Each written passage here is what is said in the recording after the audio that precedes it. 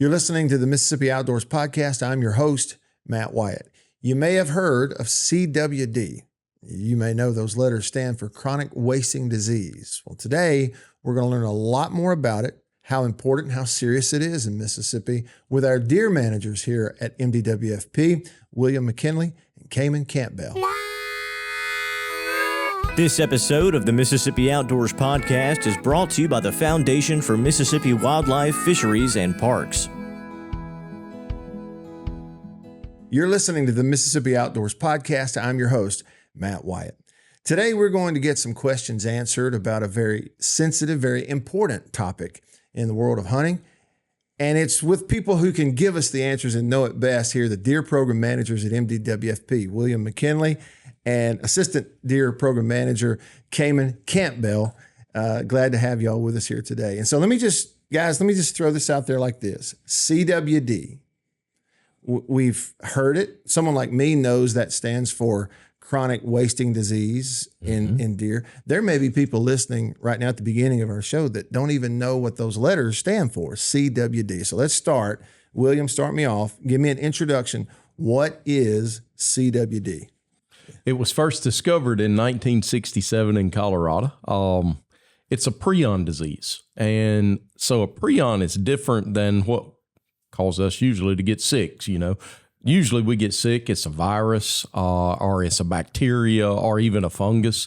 Well, a prion's different. It's a misfolded protein. And once it goes into the body, it begins to cause other proteins to misfold. And that ends up forming these holes, spongy-like holes through the nervous system and into the brain. And it's 100% fatal when that animal gets it. It's nothing to play with. And it is spreading. Okay. And Kamen, it's transmittable from deer to deer, therefore herd to herd, right? Like that's part of the main issue is how prolific it is in spreading? Correct. CWD is highly transmissible. Matter of fact, amongst all prion diseases, like mad cow disease is another prion disease, for example, chronic wasting disease is the most transmittable prion disease that's known. Okay. Why is that, William? And I know we're kind of getting into deep specifics there, but yeah. And you know, Matt, we're still learning a lot about this disease. So it may seem like, 60, 70 years is a long time to study something, but it's really not in the disease world. Okay. So the disease spreads faster than other prion diseases out there, such as Kamen mentioned. And we know it spreads deer to deer. We know it spreads through saliva, through feces, through urine. The environment can become contaminated after the prevalence, the number of deer in a given area that have it. Once that gets really high, we'll see it start to spread at an even faster rate. Okay.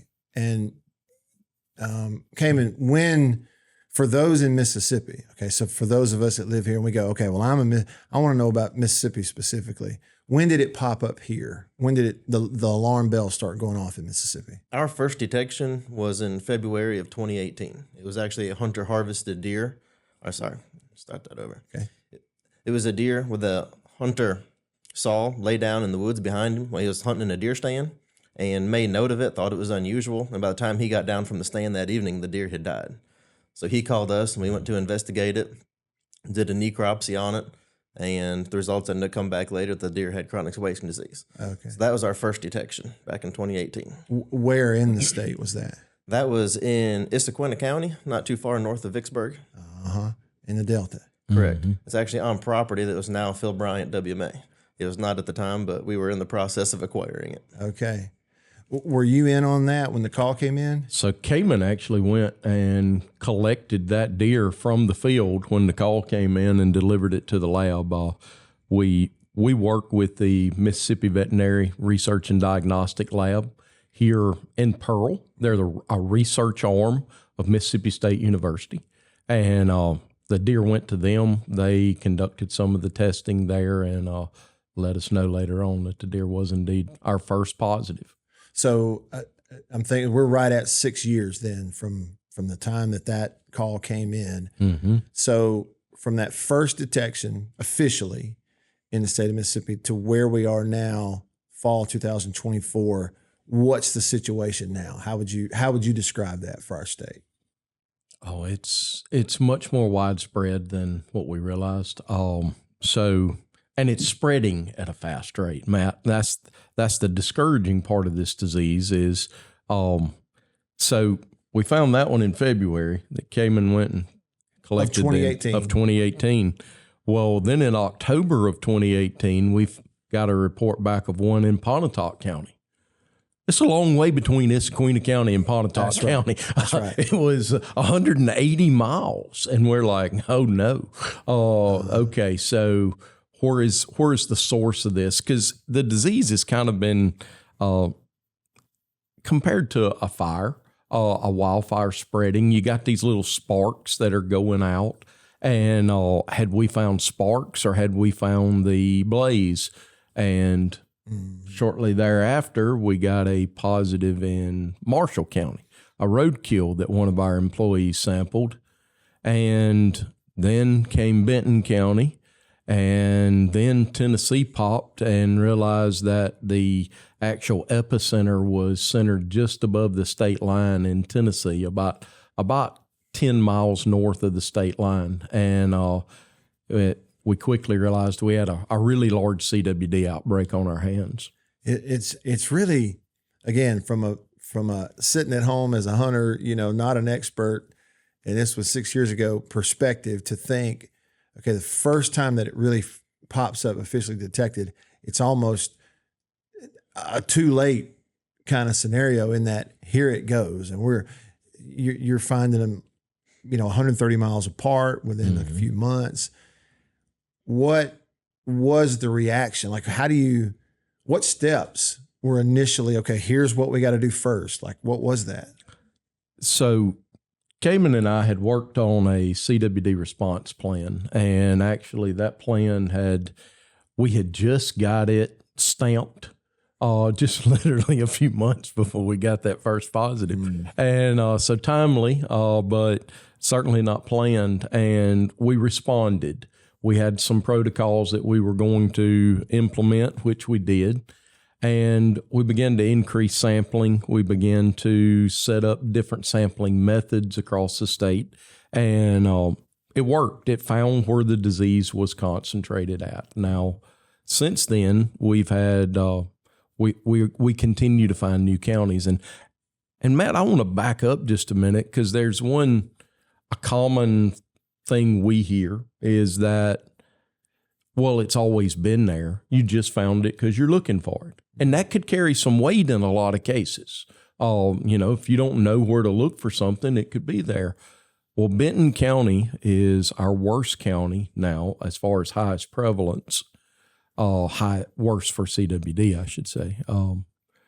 And Benton County was one of the most sampled counties in the early 2000s in the state. It was actually the most sampled county because we had some people there working with us, turning in a lot of samples when we were surveilling for it, and we never found it then. And now, Kamen, what's the prevalence up there now? So 1 out of 5 deer last season tested positive. In Benton County. Mm-hmm. Okay. So in less than 2 decades, with heavy testing at the beginning of basically a 2-decade stretch, it went from not finding it to 1 in 5. Correct. In the past 6 years in Benton County, it's went from 1 in 20 to 1 in 5. And that's in 6 years. That's in 6 years. Okay. And one thing jumps out to me too is, I think it's, we need to reiterate. You just said that before the first detection happened back in 2018, y'all were already working on a plan for if and when it popped up. It just happened to pop up not long after that. But it's not like, from an agency standpoint, you were sitting here going, oh, everything's rosy, wonderful, everything's great. You were actually proactively getting ready and then had a plan that helped you to figure out where this is coming from. Well, we were the 25th state to find it. And in 2016, Arkansas found it.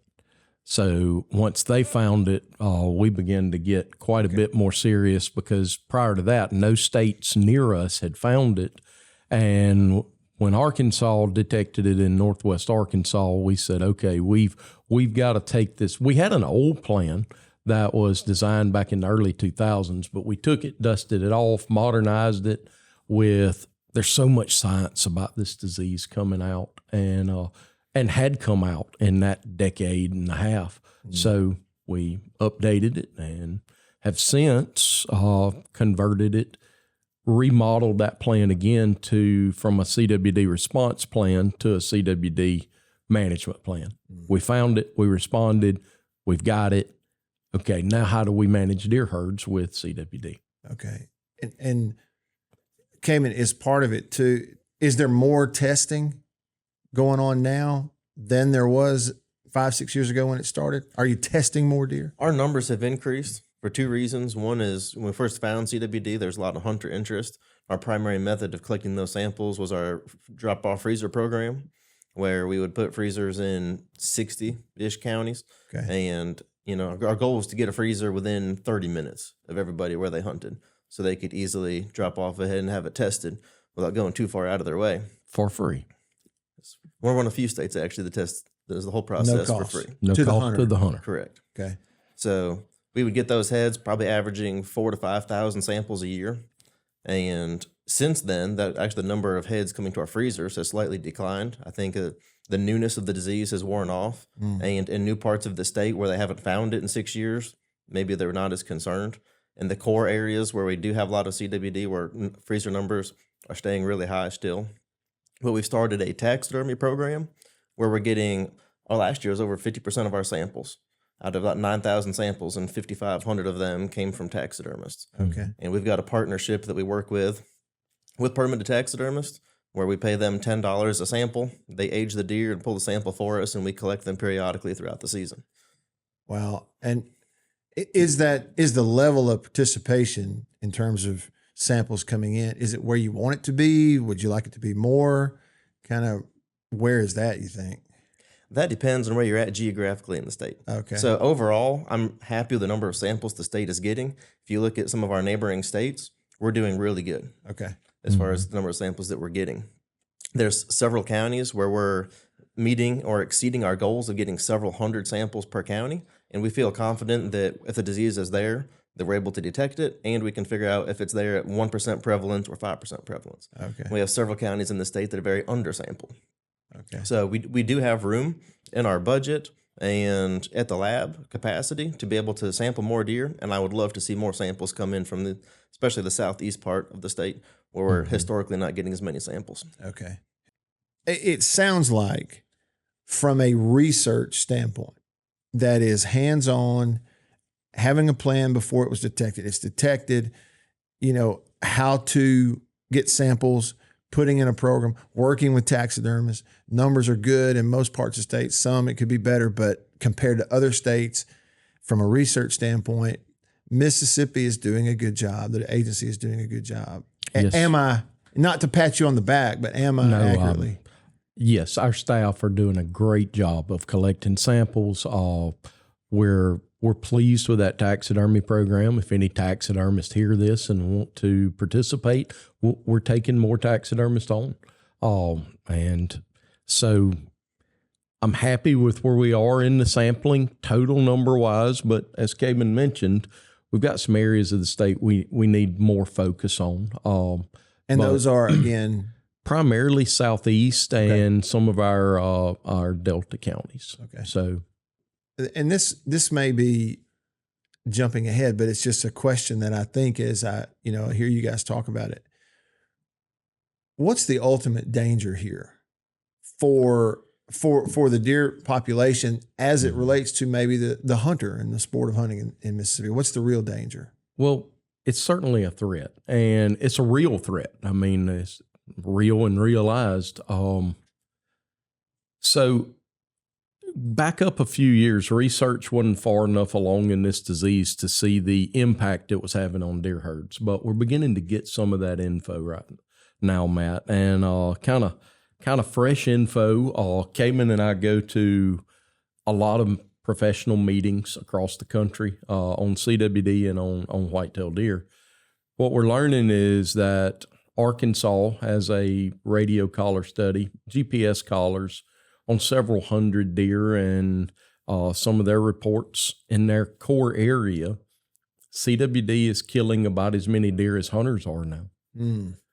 West Virginia is a little further along in CWD's progression. So CWD in any given area, it's a timeline.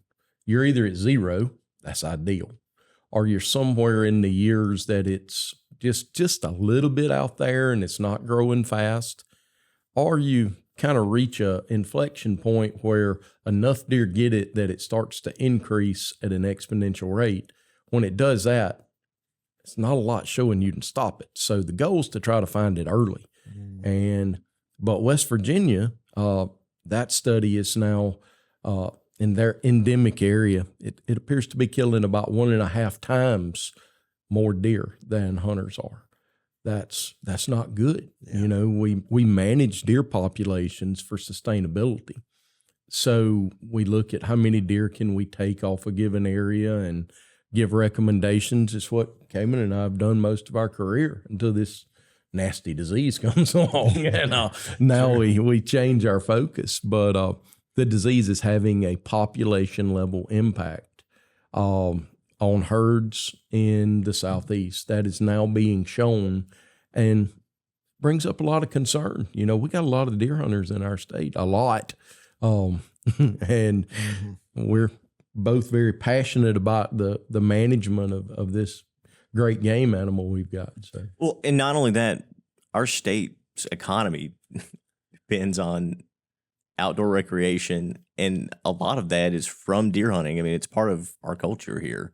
Yes, it absolutely is. A great deal of monies are driven toward the pursuit of whitetail deer. And, you know, there's some research out there just about to come out suggesting that could be that the amount of money. Obviously, if hunters are not hunting in a county as much, then revenue will go down in that county through hunter dollars. So deer are big business in our state. From if you sell deer stands, if you're a little restaurant serving deer hunters in the morning, or selling firearms and ammunition, you know, that may even be a lesser part than food plot, seed, fertilizer, all the things that go around this hunting industry now. And it's a great boom to our state, and this is a threat to it. Yeah. So, and I would think, like, Kamen, as y'all go and talk and, you know, have presentations and meet with people, I would think the question inevitably comes up from a hunter. Well, what are you doing about it? Well, what are, you doing about it? How do you answer that when you get those questions? So the biggest thing that we do is public education. And there's a lot of misinformation about CWD out there. There's a lot of people that are getting their information from the wrong sources. Okay. And our goal is to not necessarily combat that, to provide the facts for them, let them make educated decisions. And there's one of the misconceptions, for example, is that when you find CWD, that the government's going to come in and take control of everything, and that it's going to ruin deer hunting and it's going to ruin tradition in that area. And that's just simply not the truth. I mean, good deer management is good CWD management. And once you find CWD, good CWD management is also good deer management. Yeah. And a lot of people don't realize that. Other misconceptions, what might some of those be? Because like you said, sometimes getting information from the wrong sources. What are some of the others? Let's address those. We spoke earlier. We mentioned that a lot of people think that it's been here forever. We just have recently found it, and that we're making a big deal out of it. There's actually been other state agencies in the past that have listened to, public outcry and have decided to take a hands-off approach because they thought that changing harvest strategies or harvest regulations, supplemental feeding regulations, for example, are going to cause people to stop hunting or reduce their ability to harvest deer, neither of which have been true. Right. Okay. Something Kamen just mentioned, the idea of changing harvest regulations and numbers and that kind of thing. That's something I know that from talking to you previously and just talking about, numbers and managing deer in the state of Mississippi, that, there's a message going out to hunters in Mississippi that they can actually help overall by taking more deer. Absolutely. How does that mesh with the CWD management? Well, it meshes. I hate to use the word perfectly, but it meshes well because we've recently run our numbers and found out the numbers suggest we have a record high deer population. That's not a good thing for battling a contagious disease. Right. It's not. So we need those numbers down a bit. You know, the goal of CWD management is not eradication. In eradicating the disease, which we think now is probably impossible, or eradicating deer. No, absolutely not. The goal of CWD management is to find it early and try to slow its spread down and keep it at a rate of 1 in 100 deer or less. Many states have shown they're very effective at doing that, like Missouri and several others, Illinois. The goal is to find it early, and then a lot of misconception, Kamen. How many times have you heard, hey, y'all are going to shut down hunting or you're going to come in and kill all the deer? What are we doing instead? We're actually increasing opportunity for the hunter. So we have a program called 3 Mile Tag Program, which is for hunters that hunt within an area that's within 3 miles of a known positive deer. Okay. They can apply for these tags. We'll confirm their properties, in that location, and then we'll issue the tags to them. And they're an either sex tag that allows them to harvest a buck or a doe during any open deer season with a firearm. Mm-hmm. So the first day of bow season, October 1st, or even the velvet season, they could take a 308 or whatever their preferred rifle caliber would be and have an early opportunity. That's, again, just for someone like me, I'm on the outside kind of learning about it and see and hear about the issue from a distance. That's one thing I think that we can communicate more is that from an agency standpoint, it's some of the implementation of measures is not taking away opportunities for hunters. It's actually providing more opportunities. That's right. I'm not to talk negative about any other state agency because each state has their own politics and the way they manage the disease. Sure. Right. One thing our agency has tried to do is to not put any extra burden on a hunter that's unnecessary or take opportunity away from them. So there's other state agencies that have what I call sharpshooting programs where state agency staff go into properties that have had CWD and try to reduce populations, post-season once the hunters are done. And we're taking that 3 Mile Tag program that I mentioned and giving that same opportunity to try to help control deer populations and putting that tool in the hunter's hands and letting them do it instead of the agency. Matt, in a nutshell of why we do this, the best way to prevent a deer from spreading CWD is to remove that deer from the population, right, to harvest it. Right. Where's the best place to find a positive deer at? It's where you've already found a positive deer. Mm-hmm. So most of the time, you're going to find a positive near where you've already found one. That's why we go within a 3 mile area and ask hunters. Plus, that area of land is small enough that if we are able to reduce CWD's prevalence by getting hunters to take more deer in that immediate area, deer are going to fill in that void from the surrounding area by next season. Okay. So you would almost never miss a beat on deer numbers moving back in through what we call immigration. Immigration. Deer move out, deer move in. So immigration, they would come back into that area and naturally, hey, look, food's better here. There's less deer here. So they move into that area and it works. We just need more hunters to get these tags. Well, okay. So need more hunters I've heard others in the department, even just in conversation, mention, look, the people in our state that lead the conservation effort are really our hunters. That's right. Out in the field. There's another example of that. Mm-hmm. It's so again, I think what it does for me, it paints a picture of, we all need to be really clear. Nobody appreciates the hunter and nobody wants to help the hunter more than the people at the department because you depend on them for cooperation. We do. They are the deer managers. Mm-hmm. Kamen, all our other biological staff, we provide advice. We provide recommendations. We may figure out how to get tools in their hands, whether it be a deer tag or something of that nature. But they're making that management decision when they decide to go hunting, when they decide whether or not to pull a trigger on a deer. So, Okay, you mentioned a number a minute ago, a 1 in 100 number as type of a type of goal. There's some places who've been able to put in some measures and kind of move it in that direction. So I guess 2-part question. One, that 1 in 100, is that sort of definitely a manageable number? And then other places who've been able to do that, how do you get that? What are some of the measures that have helped to get that done? I know that's broad.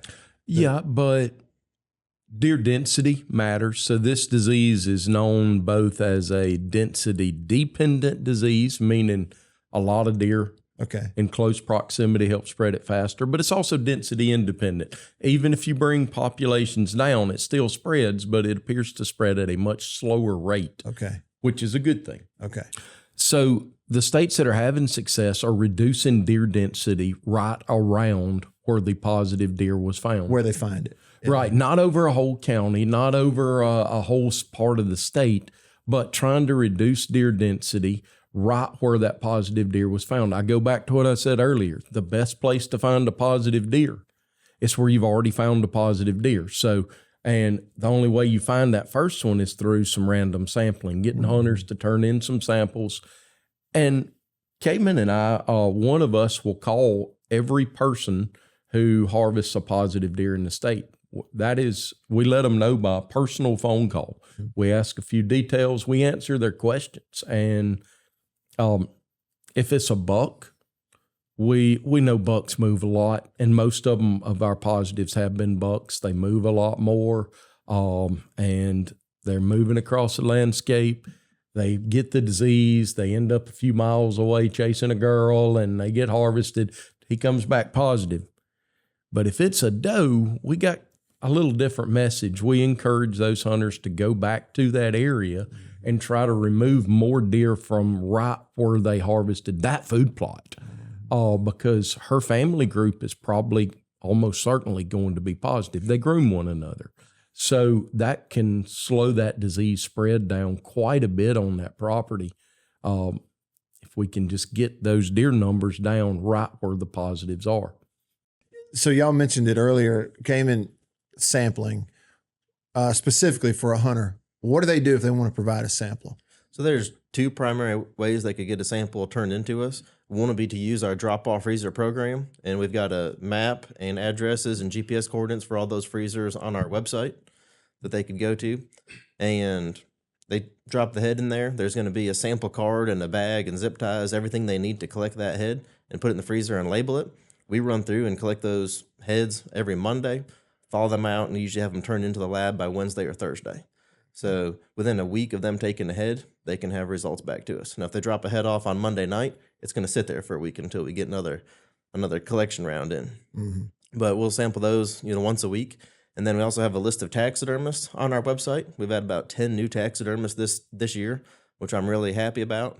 And we're up to about 90 participating taxidermists.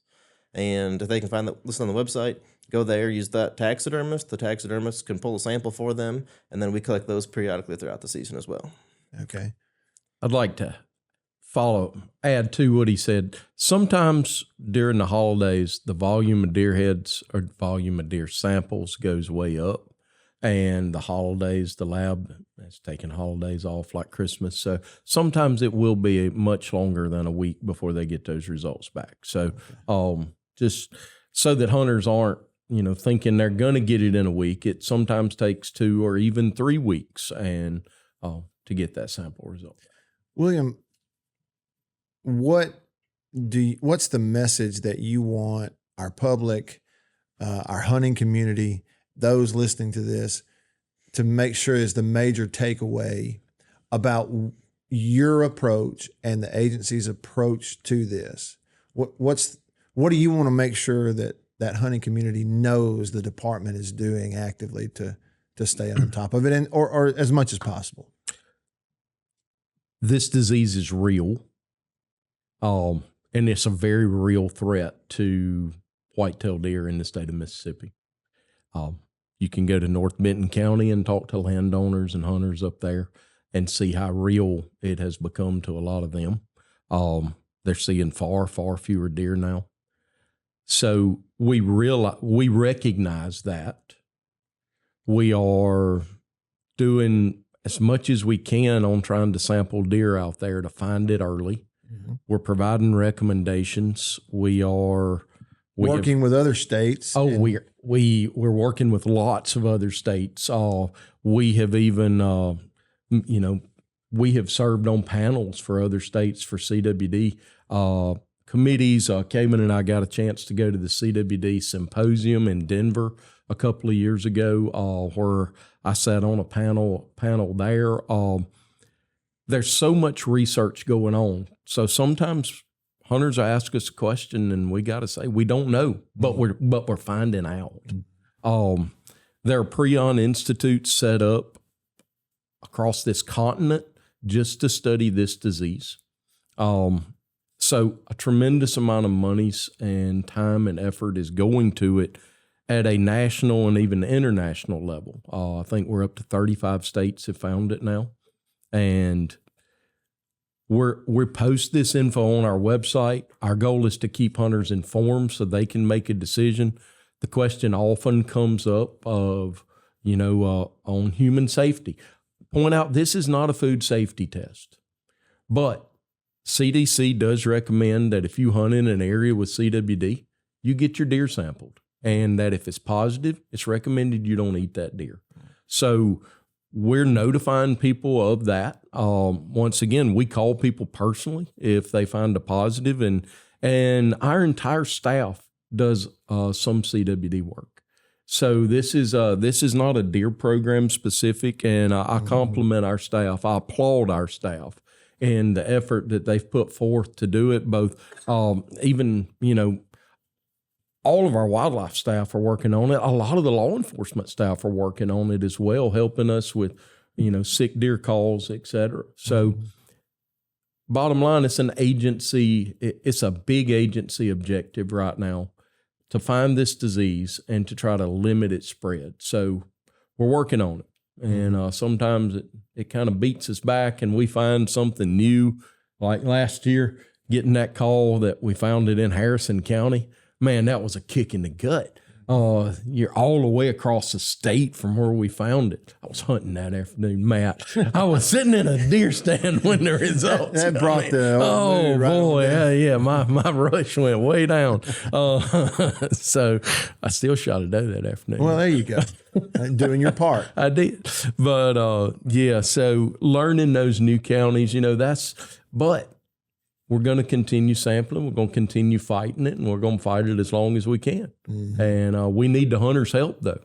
Yeah. And we need them to recognize that it is real and it is a threat and that we need their help. We've gone through, how many chapters of deer management through our state, from taking it down to next to nothing and market hunting days to then the restocking errors of the 50s and 60s and 70s and getting deer herds, stocked up. Well, counties had zero deer back then. Yeah. Yeah. And now, then we went through the days of trying to convince hunters they needed to harvest antlerless deer, and they listened. It took a little bit of time, but they did listen. And, for the past several years, we're harvesting more does than we are bucks in the state. So, once again, we need our hunters. Again, as I hear you talk too, that idea of, you mentioned misconceptions, Kamen. It's not a thing where there's some, clandestine plan behind closed doors to come swooping in and take over and shut it all down. And that's just not what it's about, even though it's a serious problem. The biggest goal was just to manage the deer herd at an appropriate level, have appropriate level of harvest out there, trying to encourage people to exercise their bag limit to keep that herd where it needs to be, and also to keep the herd as healthy and disease-free as possible. Yeah. And the other thing, you just mentioned it. You got a call last year about Harrison County. Well, it was while you were hunting. That's right. So again, it's not, here's the government, and then out there are the hunters. Y'all are hunters. This is more than an occupation. Yeah, it's our passion. I got into the occupation because of the passion. Mm-hmm. And so many do that have sat right in the chair in front of the microphone you're talking into, just department after department, sport after sport, where, hey, I grew up in the woods. I couldn't believe I found out I could do this for a living someday. The passion leads to it, and you're the same way. So on that note, I had a chance to guest lecture at Mississippi State last week, and when I showed basically a presentation of just some of the work we're doing in the deer program, whether it be through our thermal counts, which Kamen and I are doing some of tonight, by the way, going out and counting deer, monitoring populations, to some of the health checks. Showed a little of what we do. And when I got done, I was very encouraged because there were students coming up to the professor and coming up to me going, how do I do this for a living? I didn't know you could do this for a living when I was in high school. I mean, I didn't. So that, yes, we are pursuing our passion. So, yeah. How late do you stay up on those thermal nights? Just depends on the length of the survey. Okay. We did one survey a year and a half ago on the Natchez Trace. We're about to repeat it again this year. And we did 100-mile train sects in a night. And you can ride 100 miles at about 20 miles an hour in about 5.5 to 6 hours. Okay. So it'll keep you up to midnight, 1 o'clock in the morning. Yeah. Yeah. I was going to think sleep in the next morning or the morning before and drink plenty of coffee during the day. It's not as bad if you do a 100-mile train sect and you still count a deer every 35 seconds. It keeps you entertained. Keeps you entertained. I bet. Well, that's really neat. Listen, guys, thank you so much for some time. It seems like we could talk for hours and hours and hours. We're still just kind of scratching the surface. Mm-hmm. But, I think it's safe to say from the perspective of the hunters out there, appreciate what you do. And so thank you all for being here and kind of giving us a little education on it. You're quite welcome, Matt. Yeah, thank you. My pleasure. Yeah, thank you. And thank you all for listening. It's an important subject, and the folks here at MDWFP are doing a great job. Thanks for listening, and we'll see you outdoors.